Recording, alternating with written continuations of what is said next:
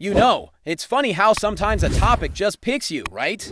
It's supposed to be a Monday quarterback discussion, which means we focus on quarterbacks, the most talked about position. In football, the guys who make or break games with their decisions every single Sunday. Well, here I am, sitting in Seattle, and I've got a story that's been bouncing around in my head. Something that ties into that very quarterback conversation, but from a slightly different angle. I'm covering the Pirates versus Mariners series out here in the Pacific Northwest. Don't ask how that game went, it's complicated.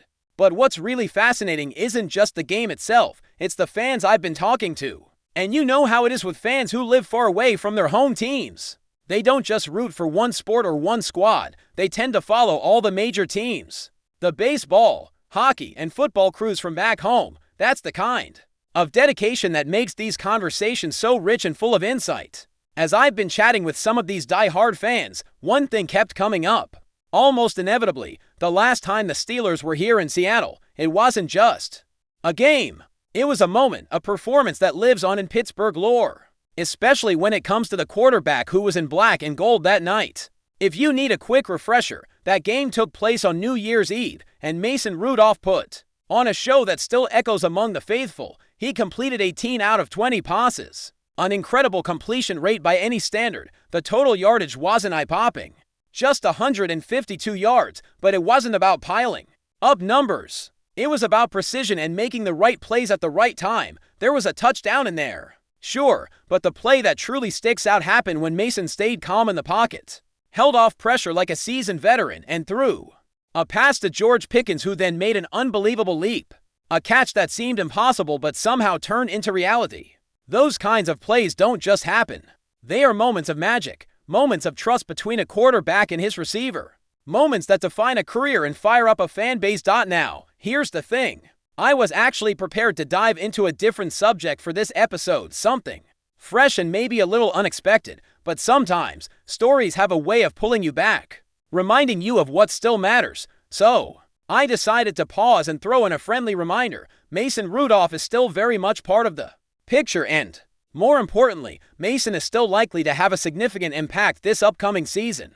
You might wonder why I say that out loud. Well, let's be honest, the starting quarterback for the Steelers is turning 40 this December. 42, that's an age when most players have long since hung up their cleats. He missed nearly the entire 2023 season due to an Achilles injury, which is no small thing for a quarterback. Then in the 2024 season, he showed up for all 17 games, which on the surface sounds amazing, but if you've been following closely, you know he was playing through a lot. The beat writers and insiders covering the team reported that he was battling multiple issues, pushing through pain, and fighting off the possibility of being benched. That kind of toughness is admirable, but it also shows that the physical toll was very real. So what happens if that pattern repeats? What if he hits another rough patch or gets sidelined again? That's where Mason comes in. The guy wearing number 2 on the Steelers roster isn't just warming the bench. He's a critical part of the team's contingency plan.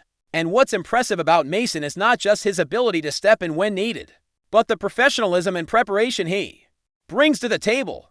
Coaches know it, teammates know it, and fans need to know it as well. He's not the kind of player who just shows up on game day and hopes to figure things out on the fly.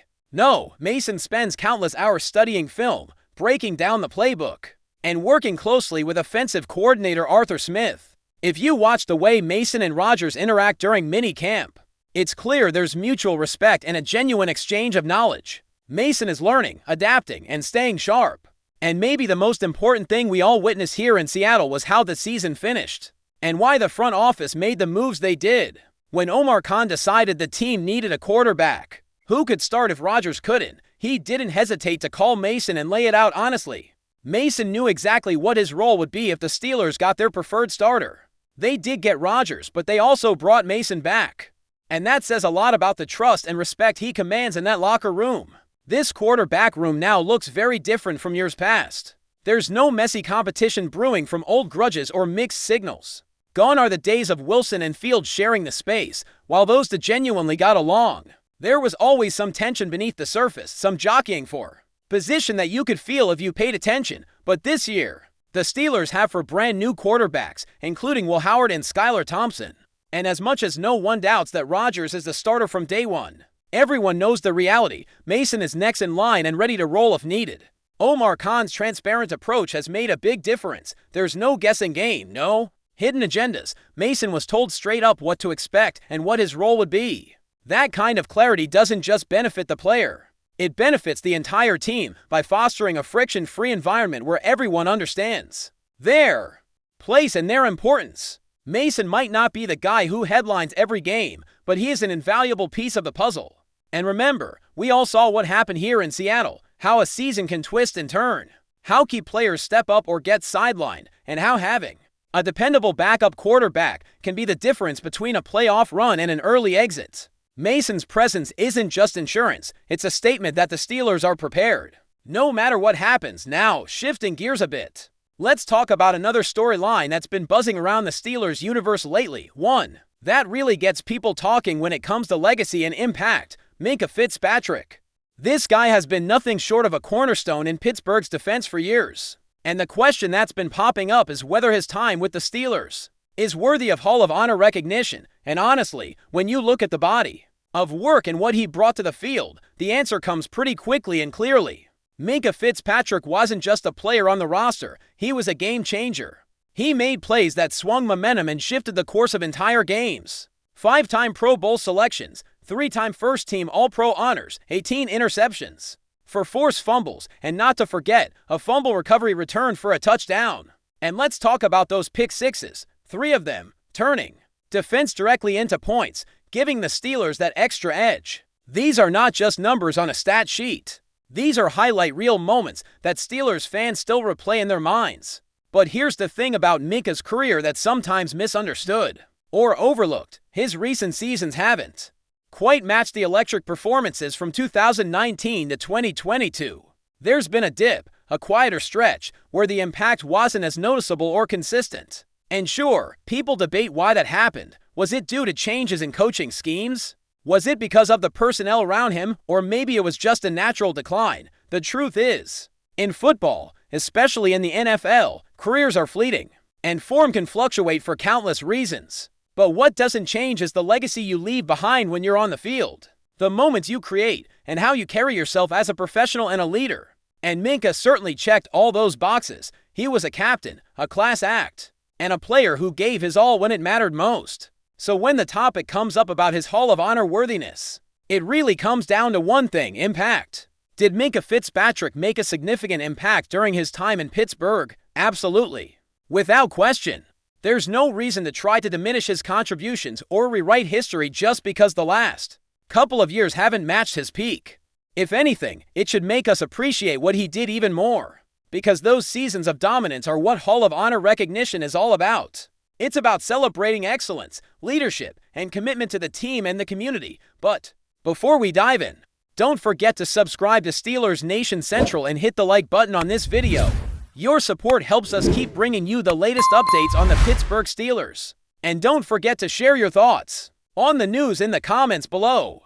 In a surprising turn that has left fans buzzing, DK Metcalf has stirred the NFL rumor mill with a bold and unexpected compliment, directed at none other than Pittsburgh Steelers defensive powerhouse T.J. Watt, the Seattle Seahawks star wide receiver, known for his fierce competitiveness and larger-than-life presence on the field, caught everyone off guard with his recent statement praising Watt's dominance and consistency.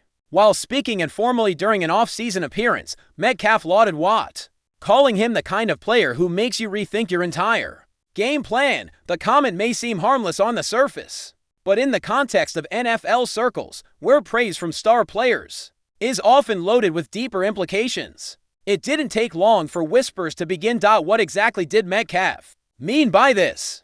Is there a mutual admiration between the two that could hint at a future collaboration? While the Seahawks are firmly holding onto their offensive cornerstone, and Watt remains the centerpiece of the Steelers' defense, the idea of Metcalf making such a public declaration about an opponent has ignited theories. Some insiders suggest this could be nothing more than off-season sportsmanship, respect between two elite players. Others, however, speculate it might be a strategic breadcrumb, a signal of interest in teaming up someday, or perhaps admiration that stems from more than just a single highlight reel. Given how volatile the NFL has become with player movement, no possibility is off the table. Could this just be DK giving credit where credit is due? Or is there a subtle message hidden in the praise? Whether it's simply flattery or a peek into future intentions. One thing is certain, DK Metcalf's unexpected shout-out to TJ Watt has fans and analysts alike wondering and watching. That's it for this update. If you enjoyed the video and want to keep receiving exclusive news about the Pittsburgh Steelers, make sure to subscribe to Steelers Nation Central and give this video a like. We always look forward to hearing your comments and opinions. See you in the next video.